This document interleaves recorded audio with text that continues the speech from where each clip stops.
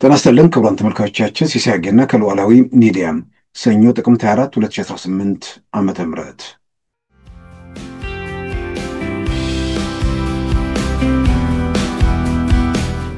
ተጨማሪ ትጥቅ ደግሞ አሁን አግኝተናል በመሳሪያና በብረታ ብረትም ከነሱ እንበልጥ እንደሆነ እንጂ አናንስም ሙሉ አጽዋረለና ማዚህዚ ቀደምና ሰብዕ ዓላማ አይና ንመትከል ንወደ ስው አስዋቲና توسع عدك رهينا للنعزي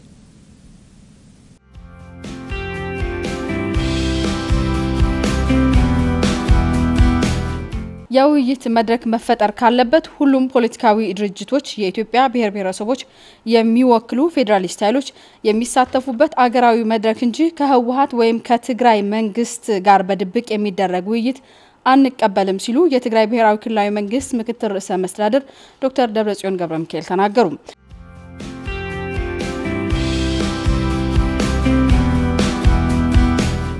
ይሄ ብልጽግና ፓርቲ ይሄን እድል ተጠቅሞ ይሄን ጉዳይ በጋራ የምንወስንበትን ሁኔታ ማያመቻች ከሆነ ከመስከረም 30 በኋላ ሁላችንም እኩል ነን። ከመስከረም 30 በኋላ አንድም ሰው እዚህ ሀገር ውስጥ አንድም ፓርቲ ከአንዱ በበለጠ ሀገር የማስተዳደር ለየተነሲ አለኝ ማለት አይችልም።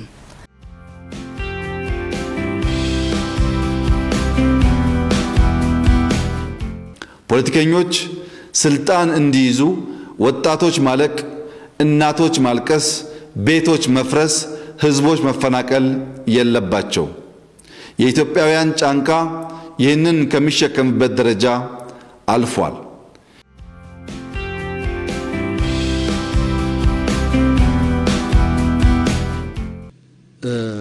ጦርነት እየተዘጋጀለት ባለበት ሁኔታ እጁን አጣጥፎ መቀመጥ ነበረበት ወይ አልነበረበትም ስለዚህ መብረቃዊ የሆነ እርምጃ መወሰድ ነበረበት ያ መብረቃዊ እርምጃ ባይወሰድ ኖሮ ይሄን ጊዜ ትግራይ አሁን ቁጭ ብለን የምናወራበት አይነት ክልል አይሆንም ነበር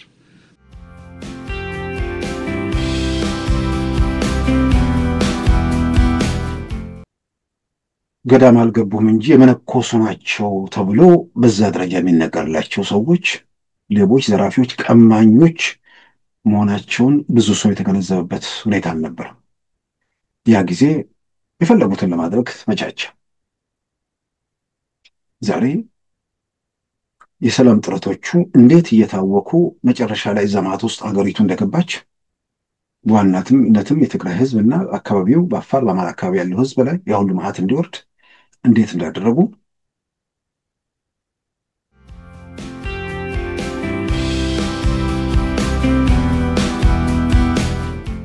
አሁን ያኔ የውዝግብ ምንጭ የነበሩ ነገሮች ሁሉ በየተላ መናር ጀመሩ የመረጣችሁት መንግስት ህገወጥ ነው አሁን ህገወጥ መንግስት ነው ብለው ፈረሙ የታጠቃችሁት ባንድ ሀገር ውስጥ ያለው የሀገር መከላከያ ሰራዊት አንድ ብቻ ነው እናንተ የታጠቃችሁት ህገወጥ ነው ተባሉ አሁን ህገወጥ ነው በአንድ ወር ጊዜ ውስጥ እንፈታለን ብለው ፈረሙ በአንድ ሀገር ውስጥ የውጭ ጉዳይ ፖሊሲ የሀገሪቱ የፌደራል መንግስት ጉዳይ ነው እናንተ ከውጭ ጋር ከማንንም ጋር አትገናኙም አንገናኝም ብለው ፈረሙ ኢትዮጵያ ውስጥ ከሚንቀሳቀሱ ከየትኞቹም ታጣቂ ኃይሎች ጋር ግንኙነት ማድረግ መደገፍ ወንጀል ነው ይሄን አናደርግም ብለው ፈረሙ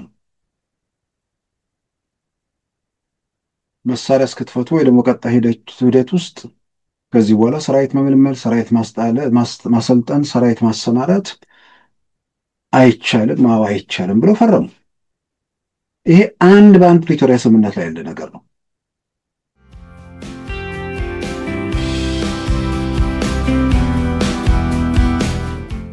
ክቡራን ተመልካቾቻችን የዛሬ 5 ዓመት ጥቅምት 24 2013 ዓ.ም በኢትዮጵያ ሀገር መከላከያ ሰራዊት ሰሜን ዕዝ ላይ ህወሓት ኃይሎች ጥቃት የፈጸሙበት 5ኛ ዓመት በዛሬው ዕለት በኢትዮጵያ ሀገር መከላከያ ሰራዊት የተለያዩ ተቋማትና በተለያዩ ቦታዎች እየታሰበ ይገኛል። እንዲህ አይነቶችን መስዋዕት የከፈሉ የኢትዮጵያ ጀግኖችን ማሰብ ማስታወሱ እጅግ በጣም አስፈላጊ ነው። በሌላም በኩል ደግሞ ከዛ ከቀደመ ስህተታቸው ወይም ወንጀላቸውና ጥፋታቸው ባለመማር ተመሳሳይ ድርጊት ውስጥ ለመቀጠሉ የሚንደፋደፉ የቲፒኤልኤፍ ኃይሎች እየታዩ ነው። በሌላ በኩል ደግሞ ያ መንገድ ትክክል እንዳልሆነ በተለያየ መንገድ የትግራይ ህዝብ ደግሞ ተመልሶ ጦርነት ውስጥ መግባት የለበትም ብለው የሰላምን መንገድ የመረጡ በዛ ሂደት ውስጥ የነበሩ ሰዎች መኖራቸው በጣም የሚያበረታታ ነው። ከምንም በላይ ትግራይ ውስጥ በቀደመው መጠን ጦርነት ቅስቀሳ፣ ፉከራ የሚያደርጉ ወገኖችን ማውገዝ እንጂ አብሮ የእነሱን ሀሳብ የሚደግፉ እንቅስቃሴዎች በአብዛኛው እየታዩ አይደለም። ይህም በተመለከተ ሰሞኑን አቶ ገብሩ አስራት የቀድሞ የመጀመሪያው ክልሎች ሲቋቋሙ የመጀመሪያው የትግራይ ክልል አስተዳዳሪ ወይም ፕሬዝዳንት የነበሩት ከኤንቢሲ ቴሌቪዥን ጋር ባደረጉትም ቃለ ምልልስ የገለጹት ነገር ነው። የዛሬ 5 ዓመት ወደ ትግራይ ሄጄ ከቤተሰቦች ጭምር ሳነጋግር ጦርነቱን የመፈለግ በአጭር ጊዜ ውስጥ ሁኔታዎች ይለወጣሉ፣ ቲፒኤልኤፍ ሁሉ ነገር ያደርጋል የሚል እምነት ነበር። ዛሬ ላይ ደግሞ ያ 100% ተገልብጧል ብለዋል።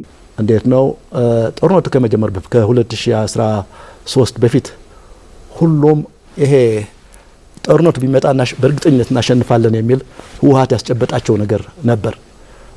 ጦርነቱም አስፈላጊ እንደነበር ያዩ ነበር። የፌዴራል መንግስት ለመገዳደር ወይ ለመጣል ጦርነቱ አስፈላጊ ነው የሚል ነበር። ጦርነቱ አያስፈልግም የሚለውን ሰው በጣም ይቃወሙ ነበር። እንዲያውም እንደ ባንዳ ነው የምታየው፣ በቤተሰብም ጭምር ማለት ነው እንደ ባንዳ እና ለሌላም እንደ የሚያገለግል ተደርጎ ይታይ ነበር። በአሁኑ ጊዜ ተገላብጦሽ ነው ያለው። እንግዲህ ህዝቡ ጭራሽ ጦርነትን አይፈልግም።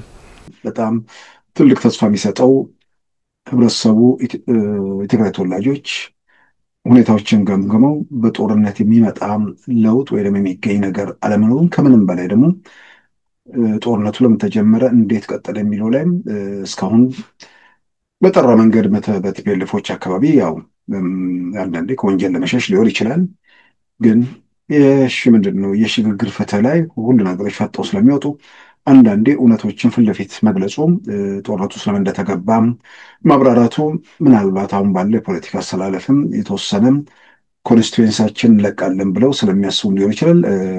ወደ ሰላማዊ ሂደት የመጡትም ያንን በተመለከተ በይፋ እየገለጹ አይደለም። ነገር ግን ጦርነቱ ኦዲት መደረግ አለበት የሚለው አንዱ የልዩነት መንስኤ እንደሆነም ስለሚገለጽ እንግዲህ ወደ ጦርነቱ ለምን ተገባ፣ እንዴት ተገባ፣ ፍላጎቱ ምንድን ነው፣ ከዳር ያለን በተለያየ መንገድ የምንገመግበው ነገር ነው። ሂደቶቹ ከመጀመሪያ ጀምሮ የነበረው ለውጡ የጠቅላይ ሚኒስትር አብይ መንግስት ወደ ስልጣን ከመጣበት ጊዜ ጀምሮ የነበሩ ሂደቶች በራሳቸው ወደ ግጭት ወደ ጦርነት ለመሄድ እየተንደረደሩ እንደነበር የሚያሳዩ በርካታ ምልክቶች ነበሩ። ምናልባትም በአንድ በኩል ኢትዮጵያ ውስጥ ያለው ቲፒኤልኤፍ ላይ ያለው የመሬት የተመላበት ተቃውሞ ስላስፈራቸው፣ በሌላም በኩል ደግሞ ዓለም አቀፉ ማህበረሰብ ለጠቅላይ ሚኒስትር አብይ ያለው ድጋፍ በግልጽ የሚታይበት ጊዜ ስለነበር እነዚህ ሁኔታዎች ወዲያውኑ ሂደቶችን ለመቀልበስ ያላቸውን እድል ፍሬን እንዲይዙ እንዳደረጋቸው ይታመናል። በሌላም በኩል በወቅቱ የኢትዮጵያ ጦር ኃይሎች ጠቅላይ ኤታማዦር ሹም የነበሩት ጀነራል ሳሞራ የኑስ መፈንቅለ መንግስት እንዳደርግ ተጠይቄ ነበር ብለው ደግሞ እርሳቸውም ተናግረዋል። ስለዚህም ብዙ ሞክረዋል። አንዳንዶች ያ ነገር ተገቢ አይደለም በማለታቸው ዘግይተውም ቢሆን መክረው ዘክረው ወደ ግጭት ለመሄድ ከመነሻው ጀምሮ ተዘጋጅተው ወስነው መቆየታቸውን የሚያረጋግጡ ተጨባጭ ማስረጃዎች ሜዳ ላይ ተበትነው የሚገኙበት ሁኔታ ነው። ዛሬ ላይ ዋጋ የከፈሉ ኢትዮጵያ ልጆችን ኢትዮጵያን ሁሉ ሲያስቡ ተመልሰን ያንን ምዕራፍ ለአንዴ ዘግቶ በሰላማዊ መንገድ በውይይት ችግሮችን በዘላቂው ፈቶ የጥይት ድምፅ በሌለበት በንግግር ኢትዮጵያን ችግር ፈቶ ለመሻገር ከመሞከር ውጭ ያለው ትርፉ ድካም ወይ ደግሞ አላስፈላጊ መስዋዕትነት ብቻ እንደሆነ መገንዘብ የሚችሉ ሰዎች ቢኖሩ በዛ መንገድ ላይ ቢጓዙ በአብዛኛው ጠቃሚ ነው ብዬ አምናለሁ። ምልክቶች ግን በጊዜ በላይ ነበሩ። የመጀመሪያው ሁሉም ኢትዮጵያውያን የሚያስታውሱት የኢትዮጵያ የሀገር መከላከያ ሰራዊት ትግራይ ውስጥ ያሉ ወታደሮችና መሳሪያዎችን ለማንቀሳቀስ በሞከረበት ወቅት ወዲያው ማለት ነው ወደ ታህሳስ ጠቅላይ ሚኒስትር አብይ መንግስት ወደ ስልጣን መጥቶ በወራት ጊዜ ማለት ነው መጋቢት ወደ ስልጣን መጥቶ ከዛ በኋላ በሚቀጥለው ዓመት ታህሳስ አካባቢ ወደ ዛላንበሳ አካባቢ ያሉ የኢትዮጵያ ሀገር መከላከያ ሰራዊት መሳሪያዎችና ወታደሮችን ለማስወጣት ሙከራ ተደረገ። በዛን ወቅት ግልጽ ነበር፣ በኢትዮጵያ መንግስትና በኤርትራ መካከል ሰላም ሰፍኗል። የጅዳ ስምምነትን ፈርመዋል። ጦርነትን በሰላማዊ መንገድ ለመጨረስ ወደ ስምምነት አምርተዋል። ብቻ ሳይሆን ዓለም አቀፉ ማህበረሰብ ለጠቅላይ ሚኒስትር አብይ የሰላም የኖቤል ሽልማት የሰጠበትም ጊዜ ነው። እዛ ምዕራፍ አካባቢ ላይ ሁለቱ ሰላም ካወረዱ በፊት ከኤርትራ ጋር ፍጥጫ ስላለ አብዛኛው የኢትዮጵያ ሰራዊት፣ አብዛኛው የኢትዮጵያ ሜካናይዝዶች ትግራይ ውስጥ ነበሩ። ስለዚህ ሰላም ከወረደ ሸኔ በየቦታው ችግር እየፈጠረ ነበር። በሌላም በኩል ከቤኒሻንጉል ከምናምን ጋር የሚያያዙ ታጣቂዎችም እንቅስቃሴ ነበር። የጋምቤላም እንቅስቃሴ ስለነበር በተለያዩ መንገድ ታጣቂዎቹን ማለት ወታደሮቹን ከዛ ማስወጣቱ የኢትዮጵያ መንግስት አስፈላጊ እንደሆነ ምንም ያጠይቃለም። በቃ ዝም ብሎ ወስዶ ካምፕ አስቀምጬ አሰለጥናቸዋለሁ ለማለትም ማሰማራት ወይ ደግሞ ሰራዊቱን በሁሉም የኢትዮጵያ ድንበሮች ለማሰማራትም እንቅስቃሴ ማድረግ የሚጠበቅ ነው። በኬንያ በኩል ጸጥታ ችግር ሊኖር ይችላል፣ በሱዳን በኩል ሊኖር ይችላል፣ በተለያየም ቦታ። ነገር ግን ማዕከላዊ መንግስቱን የያዘው የሀገሪቱ ጦር ኃይሎች ጠቅላይ አዛዥ፣ የሀገሪቱ ጠቅላይ ሚኒስትር እንዲሁም የሀገሪቱ ጦር ኃይሎች ጠቅላይ ኤታማዦር ሹም እንዲንቀሳቀስ የወሰኑትን ሰራዊት እንዳይንቀሳቀስ መንገድ ዘግተው እናቶች ህፃናትን መንገድ ላይ አድርገው መሳሪያ እንዳይወጣ ተከላከሉ። ምናልባት ብዙዎች የሚያስታውሱት ዓለም አቀፍ ሚዲያዎችን በቢቢሲ ሁሉ በአማርኛም በምንም ዘግቦታል። የመጀመሪያ እንግዲህ አንድ መንግስት በግዛቱ ውስጥ የሚገኙ ወታደሮቹን ከቦታ ቦታ ማንቀሳቀስ የማይችልበት ሁኔታ አማራ ክልል ያለ ታጣቂ የኢትዮጵያ ሀገር መከላከያ ሰራዊት እንዳይወጣ አማራ ክልል እናቶችና ህፃናትን መንገድ ላይ ቢዘጋ፣ ኦሮሚያ ክልል ያ ቢደረግ፣ በየቦታው ይሄ ነገር ቢሆን ምን ማለት ነው? ያንን ያደረጉት የመጀመሪያ ምልክት የሰጡት በዛ መንገድ ነው። ያን ምልክት ሲሰጡ ስልጣን ላይ ያለው መንግስት የቲፒኤልኤፍ ማለት ነው የነበረው ስልጣኑን ካጣ በኋላ ኢትዮጵያ ውስጥ የነበረውን የደስታ ስሜት፣ ስልጣን ላይ በነበረበት ወቅት ደግሞ የነበረውን የቆጣ ስሜት በደንብ ስለሚያውቅ ዓለም አቀፉ ማህበረሰብ ለጠቅላይ ሚኒስትር አብይ መንግስት ያለውን ድጋፍ ስላየ በዛ ሁኔታ ውስጥ ቶሎ ተንደርድሮ እንደገና ለማድረግ ፈራተባይ ማለት ነገር አለ። ያም ሆኖ ቀደም ሲል እንዳልኩት የወቅቱ ቺፍ ኦፍ ስታፍ የነበሩትን ጀነራል ሳሙራን የመፈንቅለ መንግስት አድርግ ተብዬ ነበር ብለው በአደባባይ ተናግረዋል። ይሄ እንግዲህ እንቅስቃሴ ወይ መፈንቅለ መንግስቱን ሞከሩ፣ አልተቻለም፣ ወይም ፈቃደኛ ያልሆኑም ጀነራል ሳሙራ። ስለዚህ ወደ ቀጣይ ተግባር ገቡ። የመጀመሪያው ቀጣዩ ተግባር ምንድን ነው? ህብረተሰብ ውስጥ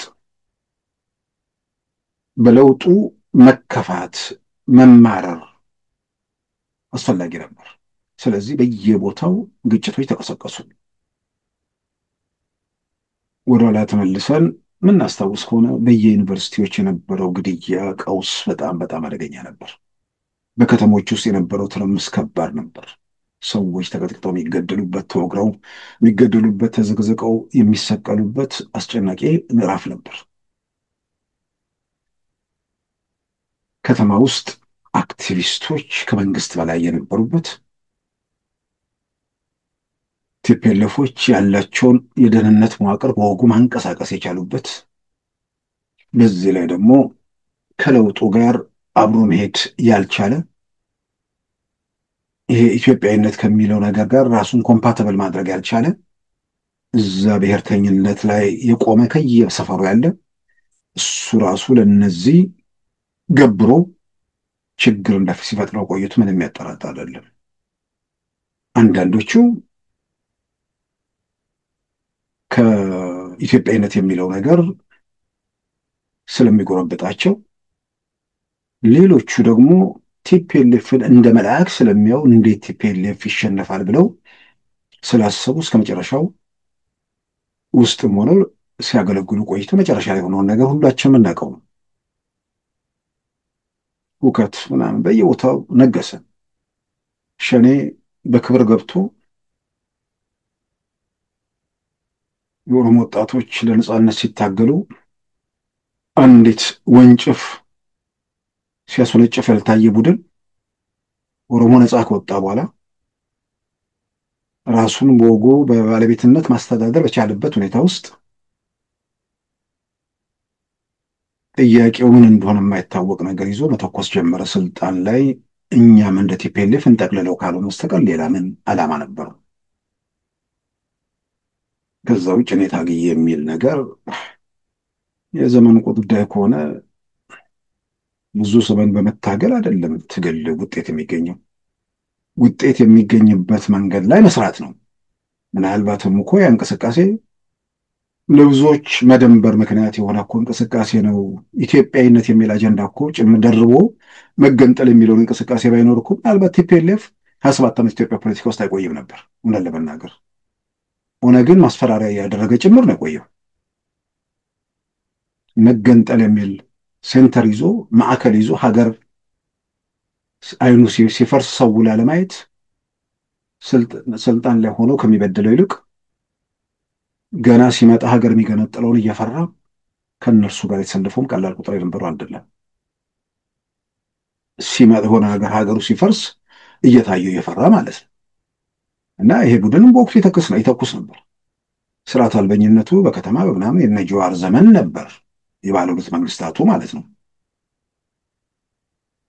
በየቦታው በከተሞች በአዋሳ በምናምን የነበረውን በአዲስ አበባ ዙሪያ በቡራዩ ምናምን የጌዲዮ መፈናቀል ማለት ቀውስ የነበረበት ጊዜ ነበር። ያ እንግዲህ በሽግግር ጊዜ የሚያጋጥሙ ናቸው የሚሉ መከራከሪያዎች አሉ። ግን በሽግግር ጊዜ ውስጥ ለውጡ የመጣበት አካል ለውጡን ለማደናቀፍ መሞከሩ የሚጠበቅ ቢሆንም ይሄኛውን የተለየ የሚያደርገው ለለውጥ እንንቀሳቀሳለን ሲሉ የነበሩ ሰዎች ሁሉ እዚህ ውስጥ ተደብለው በጋራ ችግር የሚፈጥሩበት ምዕራፍ መሆኑ፣ እንደገናም ደግሞ ለውጡ ውስጥ እየተሳተፉ ያሉ ኃይሎችም በተመሳሳይ በአንድ በኩል ቀደም ሲል እንዳልኩት ኢትዮጵያ የሚለው ነገር ስለሚጎረብጣቸው፣ በሌላም በኩል ደግሞ ቲፒኤልኤፍን የሚያህል ኃይል እንዴት ድንገት በመጡ በእነ ዶክተር አብይ ይሸነፋል ብለው ቲፒኤልኤፍን እንደ ጣዖት ሲመለከቱ የነበሩ ሰዎች ጣዖቱ ወድቆ እስኪከሰከስ ድረስ መረዳት ያልቻሉ እነሱም እዛ ሆኖ ለቲፒኤልኤፍ ለማገልገል የሞከሩበት ሁኔታ ነበር። በእንደዚህ የተነሳ ሀገሩ ቀውስ ውስጥ ቆይቷል። ያም ሆኖ በዛ ሁኔታ ውስጥ ችግሩ መቀጠል ስለሌለበት የሃይማኖት አባቶችም ጉዳዩ ስላሳሰባቸው የሀገር ሽማግሌዎችም ሁኔታዎች እየተካረሩ ሲመጡ አንድ ቦታ ላይ ሰላም እንዲወርድ ወይ ደግሞ የመካረሩ ወደ አላስፈላጊ ግጭት እንዳያመራ ጥረት አድርገዋል። ወጥተዋል፣ ወርደዋል፣ ሮጠዋል። ቲፒኤልኤፍ በዛን ወቅት ሲያደርግ የነበረው ነገር ምንድን ነው? ያኔ ያደራጃቸውን አነስተኛና ጥቃቅን ቡድኖችን ሰበሰበ። ለአጫዋችነት የመረጣቸውን ማለት ነው። በኢትዮጵያ የምርጫ ቦርድ ለሀገር አቀፍ ፓርቲ 1500 ለክልል ፓርቲ 750 ፊርማ የሚያስፈልገውን እንኳን ማሟላት ያልቻሉ አንዳንድ የዘመድ ዘመድ ጉባኤ የሚመስሉ ፓርቲዎች ይህን ያህል ፓርቲ ያለ እንዲባል ሲያጅቡ የነበሩ ማለት ነው። ልክ ለውጡ ሲመጣ እነሱ መቀሌ እየተጠሩ የፌዴራሊስቶች ጉባኤ ይባል ነበር። በህግ ቋሚ ነበር። የፌዴራሊስቶች ጉባኤ ምናምን ጉባኤ እየተባለ እዛ ይሰባሰቡ ነበር። ህገ መንግስቱ አደጋ ላይ ወድቋል፣ ብሔረሰቦች መብት ተጥሷል። እንዲህ አይነት የሚያላዝኑ ስብሰባዎች ነበሩ፣ የሚያላዝኑበት ማለት ነው። አነስተኛና ጥቃቅን ቡድኖችም እዛው እየተጠሩ ሄዱ ነበር። በኋላ እነዚህ ቡድኖች ኢትዮጵያ ውስጥ የምርጫ ማሻሻያ ሲደረግ እንደገና መመዝገብ ግድ ሆኖ ሲመጣ አንደኛ በፊት ኢትዮጵያ ውስጥ ያለው ምርጫ ቦርድ የሚባለው ምንም ጥያቄ ውስጥ የማይገባ ነገር የቲፒኤልኤፍ ራበር ስታምፕ ነው። በቃ የተባለውን የሚፈጽም የሚያደርግ። ስለዚህ ምርጫ ቦርድ 1500ም 750 ፊርማም ሳይኖር ዝም ብሎ የሚሰጣቸው በእርግጠኝነት አንድ ሁለት ብዬ የምጠራቸው ፓርቲዎች አሉ። በኋላ እነዚህ ፓርቲዎች እንደገና ምዝገባ ሲባል 1500 ለሀገር አቀፍ ፓርቲ ማስመዝገብ አለባቸው፣ 750 ማስመዝገብ አለባቸው አይደለም። አሁን ህጉ ተሻሻልና ለሀገር አቀፍ 10,000 ለክልላዊ ወደ 7,000 አባላት ማስፈረም አለባችሁ። ማስፈረም ብቻ አይደለም፣ የሚፈርሙት ግለሰቦች አድራሻ ያላቸው በግልጽ የሚታወቁ በፈቃደኝነት የፈረሙ መሆናቸውን ማረጋገጥ ያስፈልጋል። የኢትዮጵያ ብሔራዊ ምርጫ ቦርድ ራንደምሊ እየደወለ ሲያጣራ እነዚህ ከዛ ውስጥ ከፈረሙት ውስጥ የለሁበትም የሚል ከተገኘ የሰበሰቡ ፊርማ ሁሉ ውድቅ የሚሆንበት ሁኔታ ማለት ነው። በደንብ የተደራጀ አይነት ነገር ሲመጣ ከሜዳው በሰልፍ ተጠረጉ። ማሟላት አልቻሉም። ዛሬ እዚህ ማህበራዊ ሚዲያው ላይ ብዙ አየር ለማጨናነቅ የሚሞክሩት እነ ልደቱ አያሌው እነ ይልቃል ጌትነት 10,000 ፊርማ የሚለውን አዲሱን እንትን መመዝገብ አቅቷቸው ከምርጫ ከሂደቱ የወጡ ናቸው። ሰው ካረሳው የዛሬ 3-4 ዓመት ታሪክ ነው እኮ ይሄ ነገር፣ 5 ዓመት አካባቢ ማለት ነው። ቲፒኤልኤፍ እነዚህን ድሮ በራሱ መንገድ ለአጫዋችነት ነው የሚጠቀምባቸውን እነሱን እየሰበሰበ መቀሌ ላይ ተከታታይ ስብሰባዎች ሲያደርግ ቆየ። ያው መሳሪያ እንዳይወጣ ከከለከለ በኋላ ማለት ነው። የሚጠብቁት ጊዜ ነበር። በዛ መሃል የሰላም ጥረቶች ቀጠሉ። የሀገር ሽማግሌዎች፣ የሃይማኖት አባቶች ወደ መቀሌም ሄዱ፣ ወደ አዲስ አበባም ተመለሱ፣ ጥረት አደረጉ። ብዙ ምልልሶች ነበሩ። በመጨረሻ ሰዓት ቲፒኤልኤፍ ፈቃደኛ ከዛ በፊት ጥረቶች በሚደረጉበት የኢትዮጵያ ኦርቶዶክስ ተዋሕዶ ቤተክርስቲያን ፓትርያርክ፣ የኢትዮጵያ እስልምና ጉዳዮች ጠቅላይ ምክር ቤት ፕሬዝዳንት፣ የኢትዮጵያ ወንጌላውያን አብያተ ክርስቲያናት ፕሬዝዳንቶች እንዲሁም የኢትዮጵያ ካቶሊካውያን ቤተክርስቲያን ሊቀ ጳጳስ፣ አባገዳዎች፣ የሀገር ሽማግሌዎች ማንቀር መቀሌ ተመላለሱ። ያውም ኮቪድ ምናምን በነበረበት ሰዓት። በወቅቱ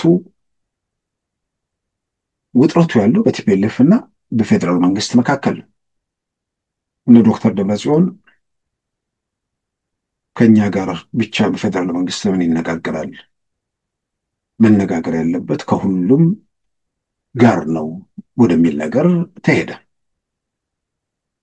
ምርጫ አደርጋለሁ፣ ይህን እከውናለሁ እያለ ከፌዴራል መንግስት ጋር ውጥረት ውስጥ የገባ ህዝባዊ ወያነ ሓርነት ትግራይ ነው። ችግሩ ከኔ ጋር ብቻ ስላልሆነ ከሌሎቹም ጋር ይወያዩ። ማን ተጠሪ ያደረገ? ለአንዳንዶቹ ከቲፒኤልኤፍ ጋር መወያየት ችግሩን መፍቻ ነው። ማን ጥያቄ ውስጥ የሚገባ ነገር አይደለም። ግን ጉዳዩ እሱ አልነበረም። ሌሎቹ ይጋበዙ የሚለው በአቋራጭ ወደ ሽግግር መንግስት እንሂድ የሚል መንደርደሪያም ይመስላል። ችግር ያለው ከቲፒኤልኤፍ ጋር ነው። ችግር አለብኝ፣ ፌዴራል መንግስቱ ከመጣ በኋላ የሆነ ነገር ጎሎብኛል የሚል አካል በዋናነት የራሱን ችግር ፈቶ የሌሎችንም ችግር በዛው መድረክ ላይ ማስተጋባት ነው ያለበት። በይፋ ነው። በትግራይ መገናኛ ብዙሃን ስብሰባው አልተቀረጸም። እዛው ስብሰባው ላይ የመጀመሪያ አካባቢ መሰለኝ ዶክተር ደብረጽዮን ይሄንን አሉ ተብሎ በኩራት ስሜት ነበር ሲዘገብ የነበረው። የውይይት መድረክ መፈጠር ካለበት ሁሉም ፖለቲካዊ ድርጅቶች፣ የኢትዮጵያ ብሔር ብሔረሰቦች የሚወክሉ ፌዴራሊስት ኃይሎች የሚሳተፉበት አገራዊ መድረክ እንጂ ከህወሓት ወይም ከትግራይ መንግስት ጋር በድብቅ የሚደረግ ውይይት አንቀበልም ሲሉ የትግራይ ብሔራዊ ክልላዊ መንግስት ምክትል ርዕሰ መስተዳድር ዶክተር ደብረጽዮን ገብረሚካኤል ተናገሩ። አሁን በሀገሪቱ የሚታየው አለመግባባት ህገ መንግስታዊ ስርዓቱን በማፍረስ በአገሪቱ አምባገነናዊ ስርዓት ለመገንባት እየተሯሯጠ በሚገኘው ብልጽግና የተሰኘው ቡድንና በኢትዮጵያ ብሔር ብሔረሰቦች መካከል እንጂ በፌዴራል መንግስትና በትግራይ ብቻ የተፈጠረ አለመግባባት አድርጎ መወሰድ የለበትም ሲሉ ዶክተር ደብረጽዮን ገብረሚካኤል አክለዋል። ዶክተር ደብረጽዮን ይህን ያሉት የኢትዮጵያ የሃይማኖት ተቋማት ጉባኤ የበላይ ጠባቂ አባቶችና የአገር ሽማግሌዎች መዋቅርት በአገራችን ውስጥ በተፈጠረው ፖለቲካዊ ውጥረት መሰረት በማድረግ በመቀለ ከተማ ተገኝተው ከትግራይ ብሔራዊ ክልላዊ መንግስት ከፍተኛ አመራሮች ጋር ውይይት ባካሄዱበት ወቅት ነው። ሄለን ወልደ ዮሐንስ ተመልክተዋለች።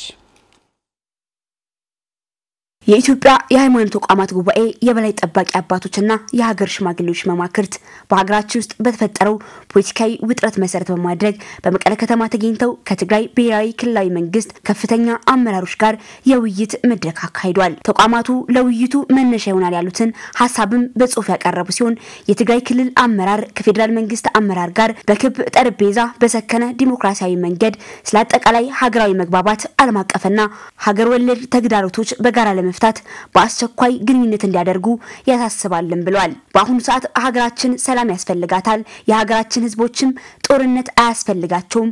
ሁሉም አቅማችን ወደ ልማት መሆን አለበት። ለዚህም ሲባል የትኛውም አይነት ልዩነት ይኑረን ልዩነታችን በውይይት መፍታት አለብንም ብለዋል። ተቋማቱም በውይይት መድረኩ ተገኝተው በሃይማኖት ተቋማት ጉባኤ የበላይ ጠባቂ አባቶችና የሀገር ሽማግሌዎች መዋቅርት ለቀረበው ሀሳብ ማብራሪያ ያቀረቡት የትግራይ ብሔራዊ ክልላዊ መንግስት ምክትል ርዕሰ መስተዳድር ዶክተር ደብረጽዮን ገብረሚካኤል የውይይት መድረክ መፈጠር ካለበት ሁሉም የኢትዮጵያ ፖለቲካዊ ድርጅቶች፣ የኢትዮጵያ ብሔር ብሔረሰቦች የሚወክሉ ፌዴራሊስት ኃይሎች የሚሳተፉበት ሀገራዊ መድረክ መዘጋጀት አለበት እንጂ ከህወሓት ወይም ከትግራይ መንግስት ጋር በድብቅ የሚደረግ ውይይት አንቀበልም፣ ትርጉምም አያመጣም ብሏል።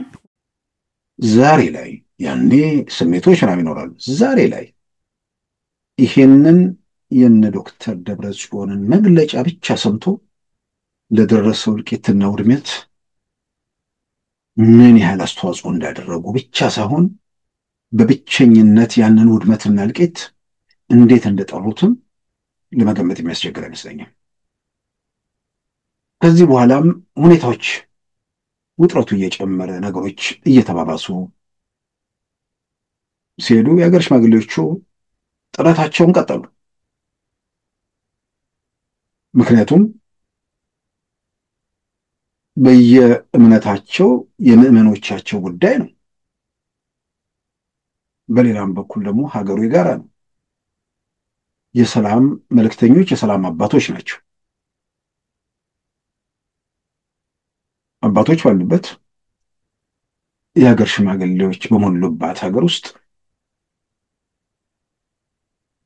የተወሰኑ ኃይሎች ህዝብ ወደ እሳት ሲገፉ ሀገርን ማቅ ለማልበስ ሲንቀሳቀሱ ዝም ብሎ ከመመልከት ይልቅ ጥረት ማድረጉ ያው አስፈላጊ ነበር። ያው እግር ላይ ተወርቆም ተለመነ። መጨረሻ ላይ በራሳችሁን ከኢትዮጵያ ፌዴራል መንግስት ጋር እናንተ ተነጋገሩ፣ ከሌሎቹ ጋር ደግሞ ያለው በሂደት የሚለው ነገር መጨረሻ ላይ በግፊትም በምንም ተቀበሉ። ከዛ ቀን ተቆረጠ፣ ተወሰነና በአዲስ አበባ ሸራተን ሆቴል ፕሮግራሙ እንዲካሄድ ስምምነት ላይ ተደርሶ ፕሮግራሙ እንደ ነገር ይካሄድ እንደ ዛሬ ጀግናው አትሌት ኃይሌ ገብረስላሴ በአደባባይ የተናገረው ነው። ሌሎች የኢትዮጵያ የሃይማኖት ተቋማት ጉባኤ ሊቀመንበር ዋና ጸሐፊ ሊቀ ትጉሃን ታጋይ እሳቸውም ከኃይሌ ጋር በኢትዮጵያ ቴሌቪዥን በሰጡት ቃለ ምልልስ ላይ በግልጽ ያረጋገጡት ነገር የነበረው ቀን ተቆረጠ፣ ተወሰነ። ብልጽግናና ህወሓት ሸራተን ሊገናኙ ግን በዋዜማው አዲስ አበባ የነበሩት የህዝባዊ ወያኔ ሓርነት ትግራይ ስራ አስፈጻሚ ኮሚቴ አባል ዶክተር አዲስ ዓለም ባሌማ ወደ ኃይሌ ጋር ደውለው ህወሓት እንደማይሳተፍ ገለጹ። የሰጡት ምክንያት እኛ ብቻ ሳንሆን የኦሮሞ ድርጅቶች መሳተፍ አለባቸው የሚል ነገር አመጡ። ዛሬ ጥሩም የሆነው ጥሩነቱ ያኔ ቲፒኤልኤፍ የሚናገረው ነገር ሁሉ ትክክል ነው ብሎ የማመን ነገር በትግራይ ውስጥ ነበር። ለትግራይ ህዝብ መብት፣ ለትግራይ ነጻነት፣ የትግራይ ህዝብ በደል ምናምን የሚያንገበግባቸው በሌብነትም የማይታሙ ስሙን የማይነኩ በቃ ገዳም አልገቡም እንጂ የመነኮሱ ናቸው ተብሎ በዛ ደረጃ የሚነገርላቸው ሰዎች ሌቦች፣ ዘራፊዎች፣ ቀማኞች መሆናቸውን ብዙ ሰው የተገነዘበበት ሁኔታ አልነበረም። ያ ጊዜ የፈለጉትን ለማድረግ ተመቻቸ። ዛሬ የሰላም ጥረቶቹ እንዴት እየታወኩ መጨረሻ ላይ ዘማት ውስጥ ሀገሪቱ እንደገባች በዋናነትም የትግራይ ህዝብ እና አካባቢው በአፋር በአማራ አካባቢ ያለው ህዝብ ላይ የሁሉ መዓት እንዲወርድ እንዴት እንዳደረጉ